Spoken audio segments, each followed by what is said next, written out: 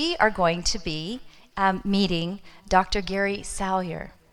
And what we're doing today is celebrating his book launch because he's just launched his book, which you've heard earlier. And when I first met Gary, we met actually at the Holiday Mindful Magic event in December, and he was so excited about this book. And his book is all about relationships and being able to connect on an intimate level. And I was very, very intrigued by the work that he does. And I questioned, this work that he does between how he helps men and women bridge that relationship together in such a powerful way. And he mentioned earlier how he does that in being able to help them understand the brain alongside the emotions that are connected with their relationship. And so I would love for you to warmly welcome Dr. Gary Salyer to the stage.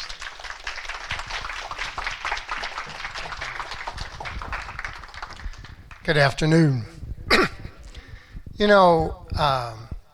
Yes, the book is launched. It's on Amazon, but it began 8 years ago in May of 2011. And that month, two great things happened. May of 2011 was the month that I met my lifelong friend, Rebecca Hall. Right over there, that one.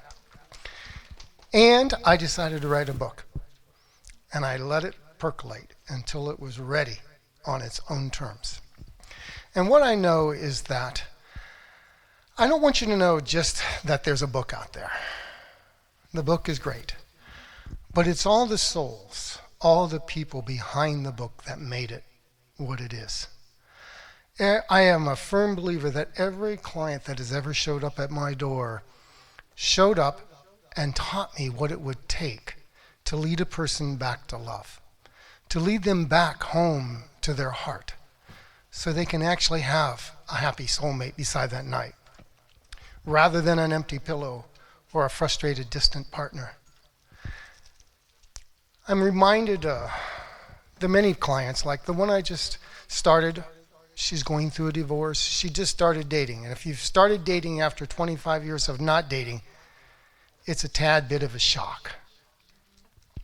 And about the second or third session, she says, "What is up with these guys?"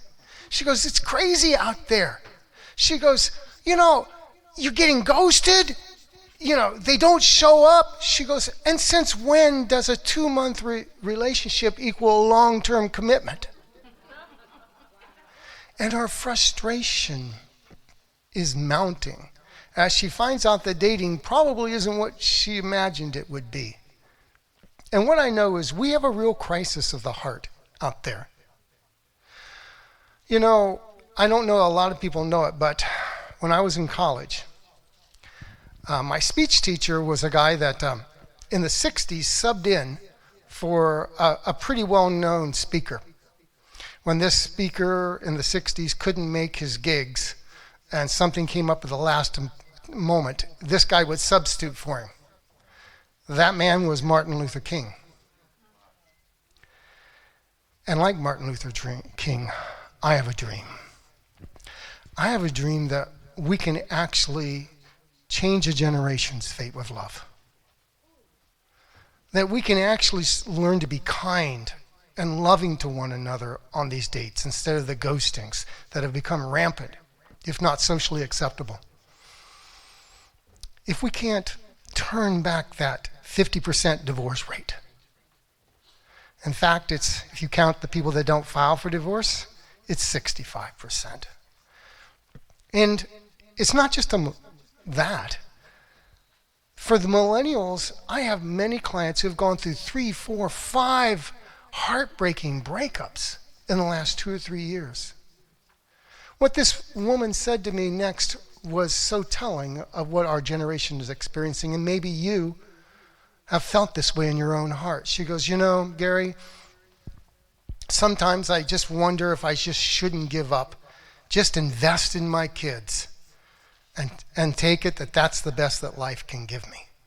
That's the best love will be in my life." That's no place to live. You have far more rights. You were born for love. We have a right to be loved and to love well. Now, what I know is that what's at the core of most people is that there are these four feelings that we have to have deep in our heart that we operate from in all relationships. Four core feelings that you've known, that your brain uses since the time you're 1 year old. And it uses these four core feelings like a compass of north, south, east, and west. It's welcomed with joy, worthy and nourished, cherished and protected, and empowered with choice. And when your brain is safe and comfortable using those four feelings and has a right to use those four feelings, welcome with joy is that feeling of good morning, gorgeous, when you wake up in the morning. Welcomed and then worthy and nourished. That's like when you come home at night and your darling says, it looks like you've had a bad day, honey. Let me give you a hug. Let me listen to you. Cherished and protected is when you know somebody knows your dreams and is there to be a safety net in the high-wire act of your life. And empowered with choice means you get a voice, you get a choice. I want to tell you about some of the souls that have come to me so you can understand it's not just these four core feelings, but what they can do in your life. Let's start with welcome with joy. Welcome with joy starts when every little baby is like, oh, you little cute little thing there. There you are, little cutie Adrian. That's welcome with joy. Welcome with joy is good morning, gorgeous, or good morning, handsome. But sometimes we're not given the feeling of welcome with joy early, and so we don't navigate our lives using it. And when we use unwelcome as a point of navigation, we always find people or situations that don't welcome us. Ellen in the book was a woman whose mother was flatly overwhelmed. When she was 2 months old, her father committed suicide, leaving a mother with 4 children to provide. And a depressed mother, as we well know from a lot of studies, often is not giving a lot of attention. It's called the still face. They'll just kind of be still. And so she never felt welcome with joy. Now, we can't blame her mother for that because her mother was doing the best.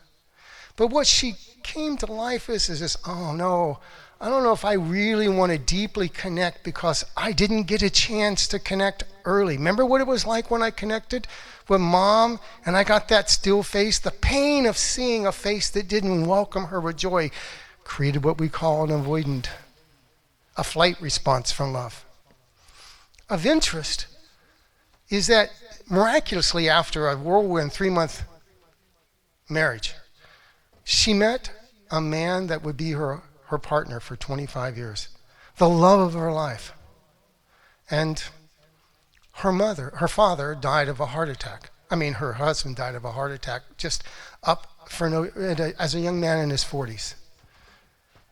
And there was the pain of when does love go away? The mom's face that always went away. And now the replay in her heart. Now she lost her husband. I call it the Paradise Lost syndrome. And now she's got that fear. When does love go away? How many of you have ever had that stinking suspicion that love isn't going to stay by your side? How many of you have ever felt that way? I know I have. I've had 2 divorces, and the second one was, what will it take to make a love stay? So now, what the really interesting thing was with Ellen is she was very successful in corporate America, number 23 at a MLM. Networking skills like you wouldn't believe. And one day she said to me, I've come to realize that all this networking isn't deep connection. I have a right to network, and I have no right to connect. This is what all that past pain was doing, giving her no right to connect. And she goes, I'm lonely. And I'm scared to death that if I fall in love again, it'll be taken from me once more. That's the sort of fear. Now, regardless of what sort of relationship she was in, she was always waiting for when is the day that love goes away. No wonder No wonder she had an avoidant response to love. Perfectly natural. She came by it all naturally. Her brain at one point took just the best deal available. But when we allowed her to feel welcomed with joy, the right to be welcomed with joy, she could commit. And now she is out dating, and she is doing really, really great things. She's still looking for him, I'll grant you that. But she is actively looking because she knows she has a right to be connected and welcomed with joy. So what I want you to do is this. Let's just greet each other, welcome with joy. I want you to just turn to anybody at the park and say, I want you to say, I am here. So glad you are. I am here. So glad you are. I am here. So glad you are. That's how we welcome with joy. Imagine what that's like when you don't have it, right? And the second feeling that most women, more women I should say than men, don't have is this feeling of worthy and deserving, worthy and nourished to be loved. So many women are trained to be givers. They don't know how to they don't know how to receive. In the book, I once had a client, her name was Gwen, and she came to me totally exasperated. She goes, and her first statement says, I just want to be in a relationship with a man in which I don't have to give too much. I'm just tired of being with all the losers. She was in investment. She goes, and I'm tired of the guys who are, like poor investment materials. Right? Now, without a right to have her needs met, she didn't even think to ask, I'd like to have a man who would give to me.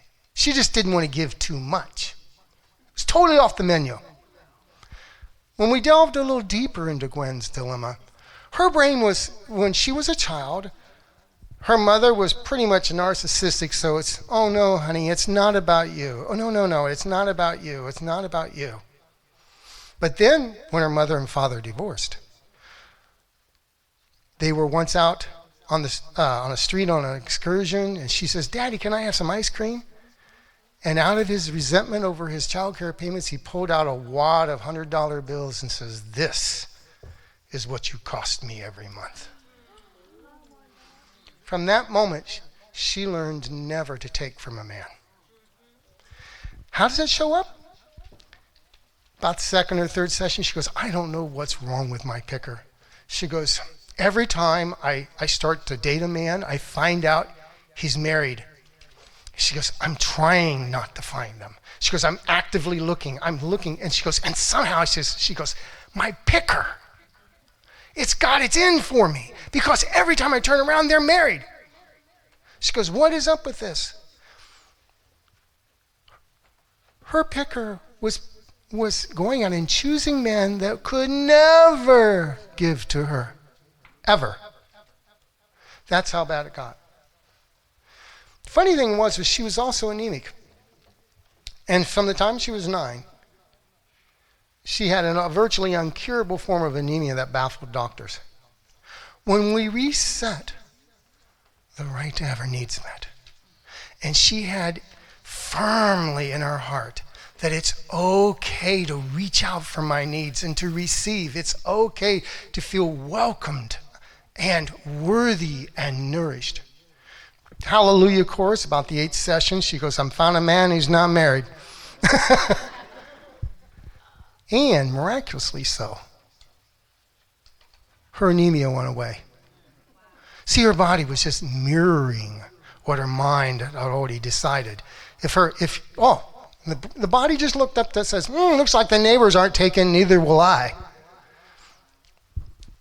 Miracles happen when you just swap out whatever feelings. Because if you were given unwelcomed or unworthy or uncherished or disempowered, these feelings become your emotional compass points.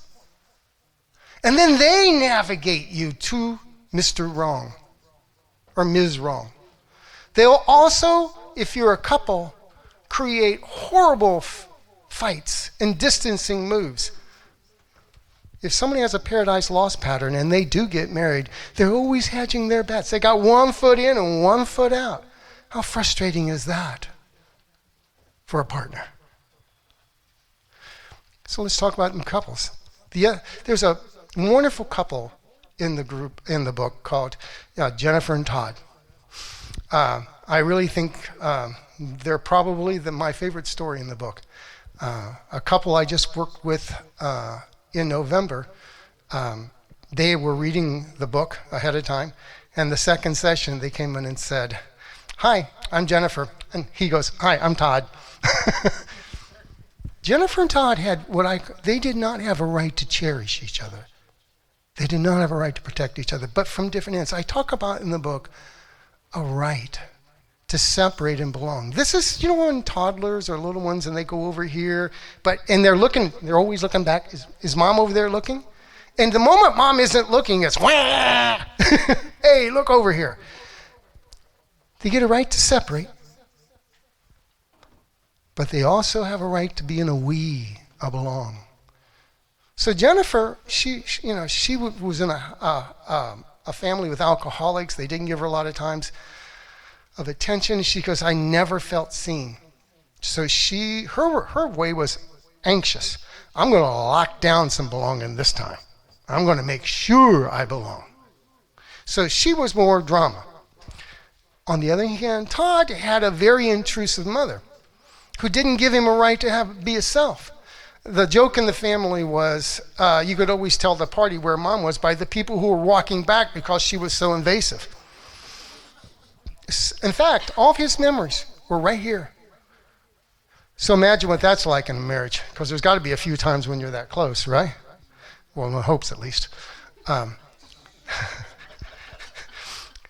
So every time she would pursue, he'd do the Watusi. It wasn't until we allowed him to feel safe to belong, so that he felt empowered by belonging instead of disempowered. And we allowed her to feel that she had a right to belong in a way that she could kind of tone things down so that he had a little breathing space. Then we worked on a we, and the we between them grew and grew and grew, and now they're a very happily married couple. They were both giving each other the same nightwear that they had the rights to.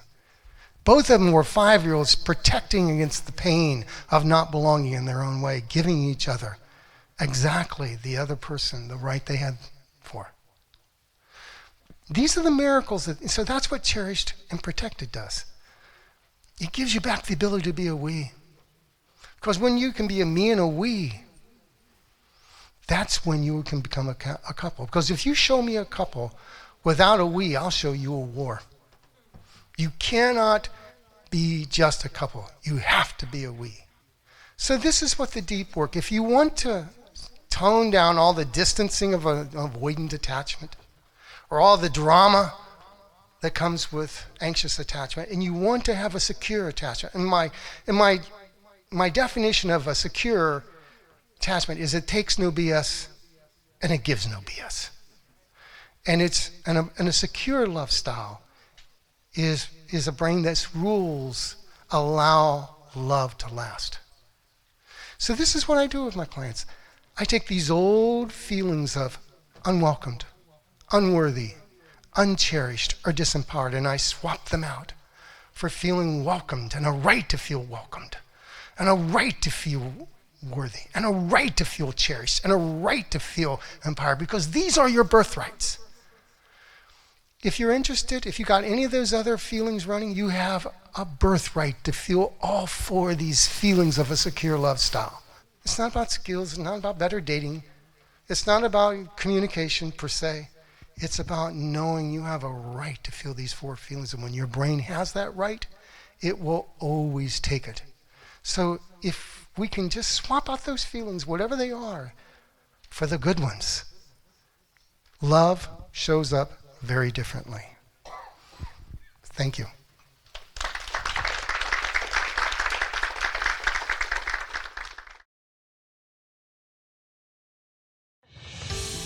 Are you a speaker looking to reach more people with your message? You have a global vision that you want to touch the world and make a global difference. If so, I have an amazing opportunity for you. It's called the Speaker Talent Search. Again, that's the speakertalentsearch.com. You'll find all the details, but here are the highlights. With one application process, you get clarity on your message. You get to fine-tune how you want to reach the world. Then you'll have everything ready in one place for the opportunities when they come. Second, we select you as a finalist. You get to come in and audition with a 7-minute audition, open up the door to hundreds of speaking opportunities. I hope you lean in. I hope you say yes. We would love to hear your message. Help you touch the world powerfully. Again, that's the speakertalentsearch.com. We look forward to hearing your powerful message.